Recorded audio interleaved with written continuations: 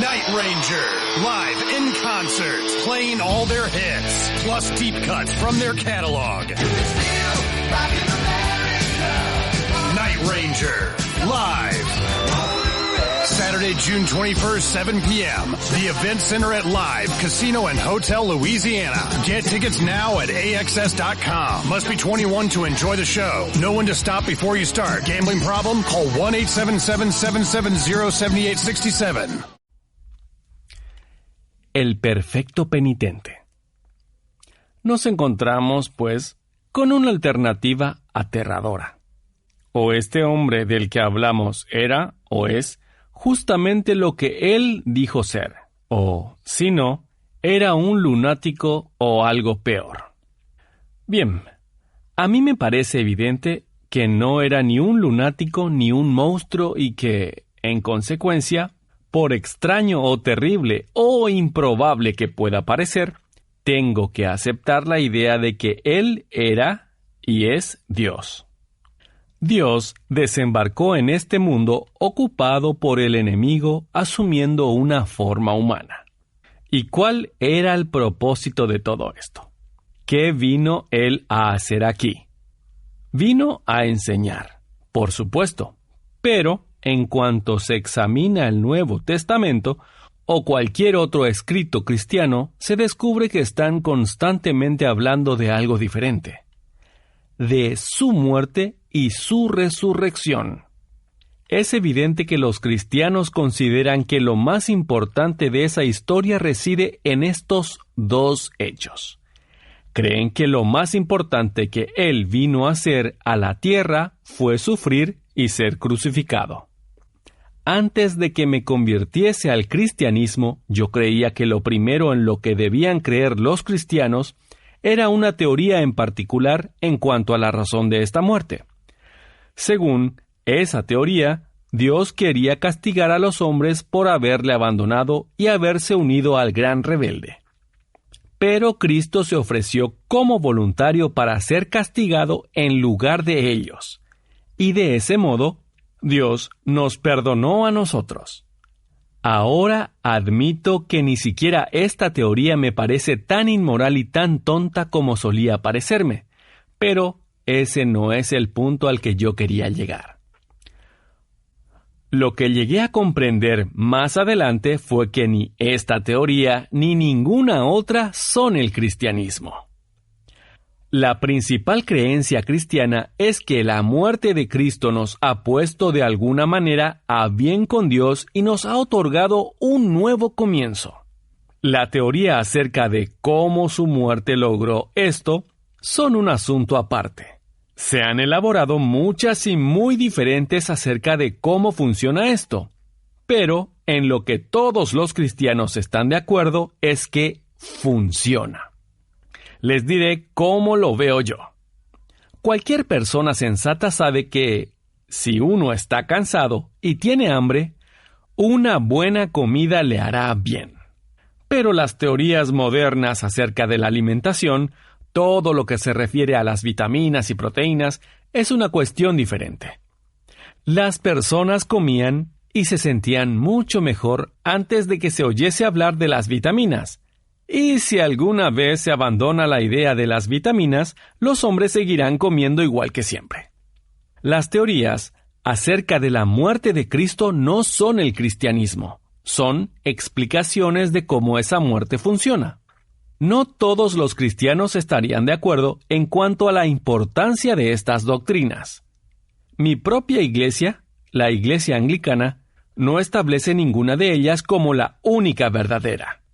La Iglesia Católica va un poco más allá, pero creo que todas estarán de acuerdo en que el hecho en sí es infinitamente más importante que cualquier explicación que los teólogos hayan podido ofrecernos.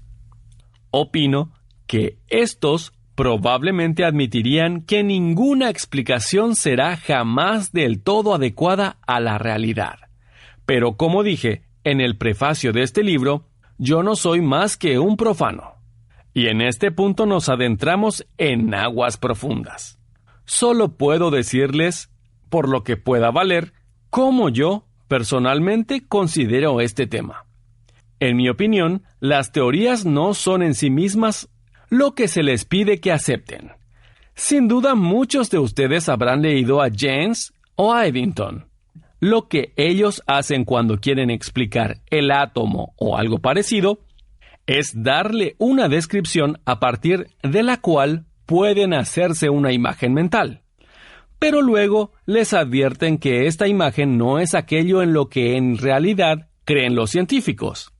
En lo que los científicos creen es una fórmula matemática. Las imágenes están allí solo para ayudarles a comprender la fórmula. No son realmente válidas del modo en que la fórmula es válida. No les enseñan la cosa real, sino algo más o menos parecido. Solo están allí para ayudar, y si no lo hacen, pueden prescindir de ellas. La cosa en sí no puede ser representada, solo puede ser expresada matemáticamente. Y aquí nos encontramos en una situación parecida. Creemos que la muerte de Cristo es aquel momento de la historia en el que algo absolutamente inimaginable llega desde fuera y aparece en nuestro mundo. Y si ni siquiera podemos imaginarnos los átomos de los que está construido nuestro mundo, es evidente que no podremos imaginarnos esto. De hecho, si descubriésemos que podemos comprenderlo totalmente, esto mismo demostraría que el hecho no es lo que pretende ser, lo inconcebible, lo increado, lo que se halla fuera de la naturaleza e irrumpe en la naturaleza como un relámpago. Podrán preguntar, ¿de qué nos sirve si no lo comprendemos? Pero eso tiene fácil respuesta. Un hombre puede comerse su cena sin comprender exactamente de qué modo lo alimenta la comida. Un hombre puede aceptar lo que hizo Cristo sin saber de qué modo opera. De hecho, no sabrá ciertamente cómo opera hasta que lo haya aceptado. Se nos dice que Cristo fue muerto por nosotros, que su muerte ha redimido nuestros pecados y que, por el hecho de morir, derrotó a la muerte misma. Esa es la fórmula. Eso es el cristianismo. Eso es lo que debe ser creído. Todas las teorías que elaboremos con respecto a cómo la muerte de Cristo logró esto son, a mi modo de ver, secundarias, meros planos o diagramas para ser abandonados si no nos ayudan. E incluso si nos ayudan, para no ser confundidos con el hecho en sí. De todos modos, algunas de estas teorías merecen ser examinadas. La teoría que han escuchado la mayoría de las personas es la que mencioné antes, la de ser perdonados porque Cristo se había ofrecido voluntario para sufrir el castigo en lugar de nosotros. Pero en apariencia, esta teoría es bastante absurda. Si Dios estaba dispuesto a perdonarnos, ¿por qué no lo hizo sin más? ¿Y qué sentido tenía castigar, en cambio, a una persona inocente? Ninguno. A mi parecer, si están pensando en un castigo como los que inflige un juzgado de guardia. Por otro lado, si piensan en una deuda, tiene mucho sentido el que una persona que tenga medios pague en nombre de otra que no los tiene. O si pensamos en pagar la multa, no en el sentido de ser castigado, sino en el sentido más general de aguantar el chaparrón o correr con los gastos. Entonces, por supuesto, es del todo sabido que cuando una persona se ha metido en un lío, la responsabilidad de sacarlo de él suele recaer sobre un amigo generoso. ¿Y cuál es el lío en que se había metido el hombre? Había intentado valerse por sí solo, comportarse como si se perteneciera a sí mismo. En otras palabras, el hombre caído no es simplemente una criatura imperfecta que necesita mejorarse. Es un rebelde que debe de poner sus armas. Rendirse. Pedir perdón. Darse cuenta de que han escogido el camino equivocado y disponerse a empezar su vida nuevamente desde el principio. Esa es la única manera de salir del lío. Este proceso de rendición, este movimiento hacia atrás a toda máquina, es lo que los cristianos llaman arrepentimiento. Y el arrepentimiento no es divertido en absoluto. Es algo mucho más difícil que bajar la cabeza humildemente.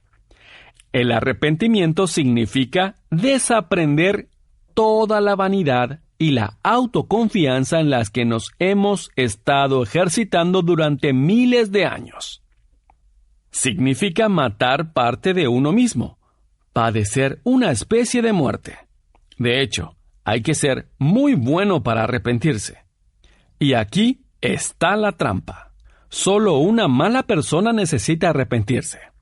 Solo una buena persona puede arrepentirse perfectamente. Cuanto peor seas, más lo necesitas, y menos puedes hacerlo. La única persona que podría hacerlo perfectamente sería una persona perfecta, y ella no lo necesitaría.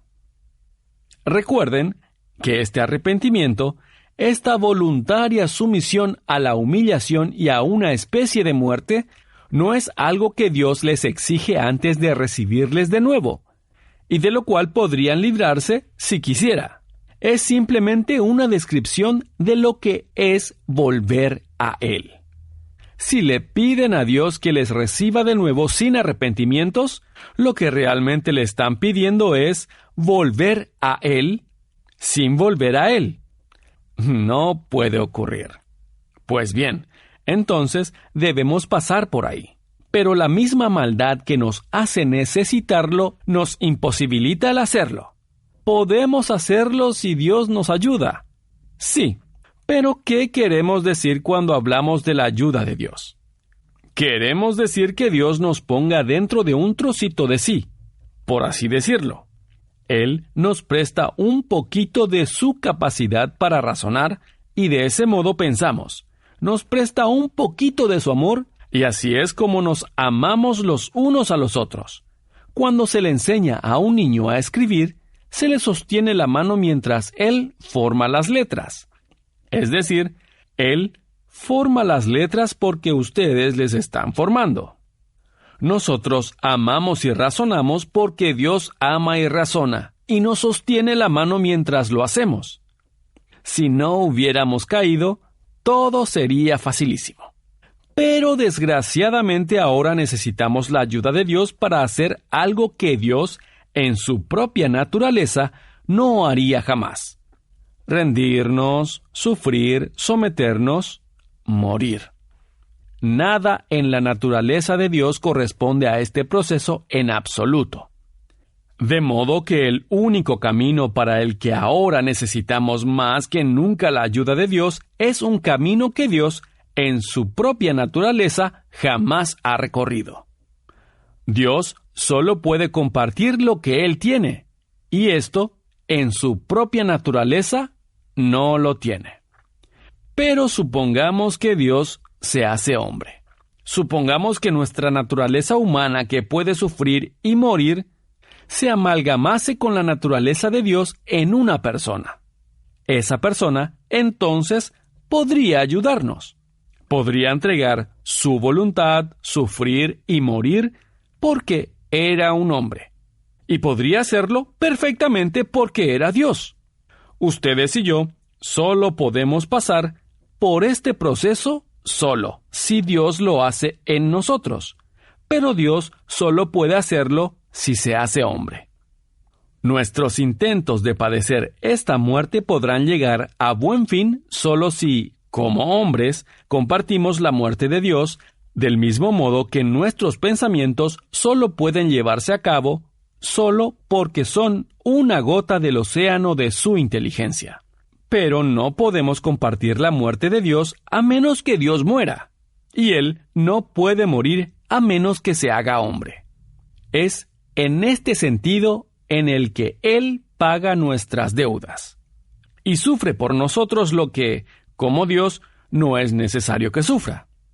Es en este sentido en el que Él paga nuestras deudas, y sufre por nosotros lo que, como Dios, no es necesario que sufra. He oído decir a algunos que si Jesús era Dios, además de hombre, su sufrimiento y su muerte pierden todo valor para ellos porque tiene que haber sido muy fácil para él. Otros pueden, con razón, rechazar la ingratitud y descortesía de esta objeción. Lo que a mí me asombra es el malentendido que revela.